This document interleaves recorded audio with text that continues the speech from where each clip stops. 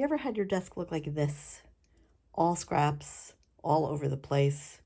I came home from a 10-day camping trip and decided I needed to clean my desk. And this is the reason why. There's scrap everywhere. I'm planning on making scrap piles that you can use in your journals. This is what I'm talking about. So I took some scraps, I glued them together into something that looks nice enough that you would want to use in your journal. Instead of throwing all my scraps away, I'm repurposing. That's what we're going to make today. This little glued together bunch of scraps that we can use in our journals. What I've done here is I've separated all my scraps into piles, and they're somewhat random. I sort of took loose paper.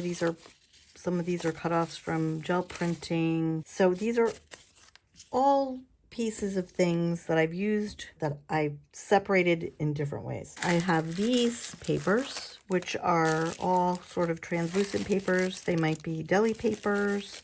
They might be tracing paper. I separated those things together because they're a little flimsy.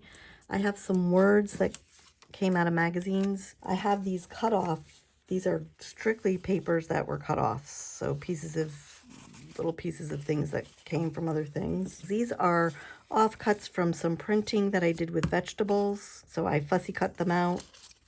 I've never done anything with them.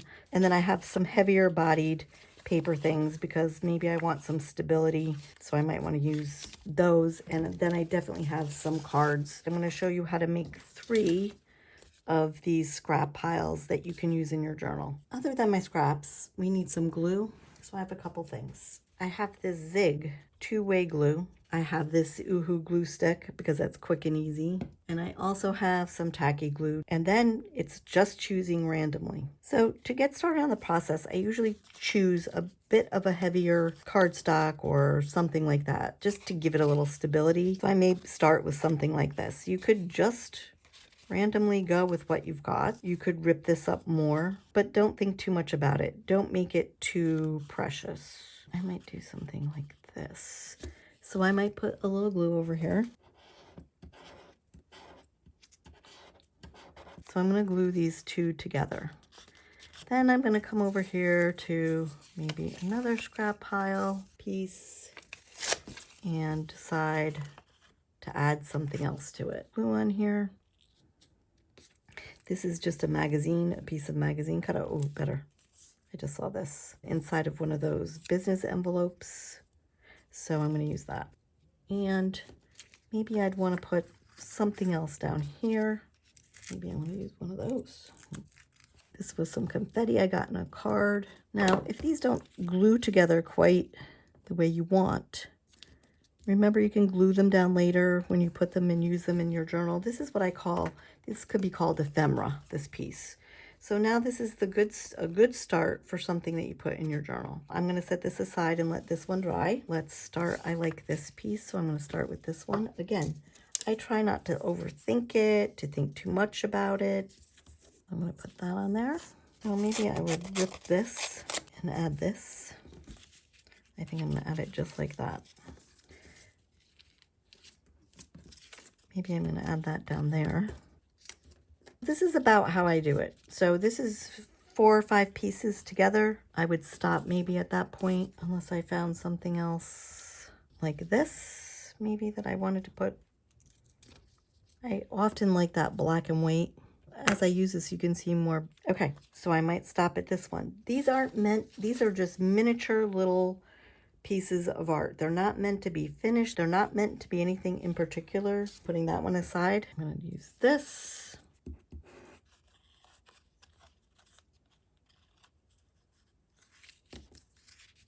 So often I like it layered, this one on top, this one on the bottom, but that's not how this one worked out. I think I'm going to do that. What I liked here was this pointy piece that I clearly cut out. Let's look for a word. You can see I'm not getting fussy about how we cut these. I'm not trying to be perfect. It's the imperfect nature, you guys hear me say that a lot, that I love. And there's another one. I might do something like this because I like that rough edge. And there's that. Now, this might be better off with something like a tacky glue.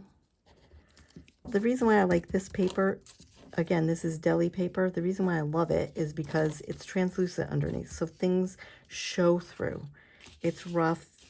It looks kind of great to me. Maybe I want to add these two. That's a piece of lime, and this was a little tiny pepper print that I made. If you wanted to know how to make these, leave a comment below and I'll do a video on how I made these things. I thought these were kind of cool. So I just used vegetables and some fruits in a bunch of different colors to make those. That's how those were made. I'm going to add this to that. The point is you're using up your scraps. It's not a perfect piece of art. It's meant to use up the scraps that are laying on your desk. This is the perfect opportunity to do things like use up your junky glues or the glues that you're running out of. It becomes opportunity. So this would be another one. I almost feel like I want a piece of this down here. Maybe there. I'm going to actually think about using it this way and adding to it. Now this would go in a journal. All right, now that we're finished, I'm going to show you what these look like. You could do any number of things with this. You could make this an entire page of cutouts like this or scrap piles like this for your journal.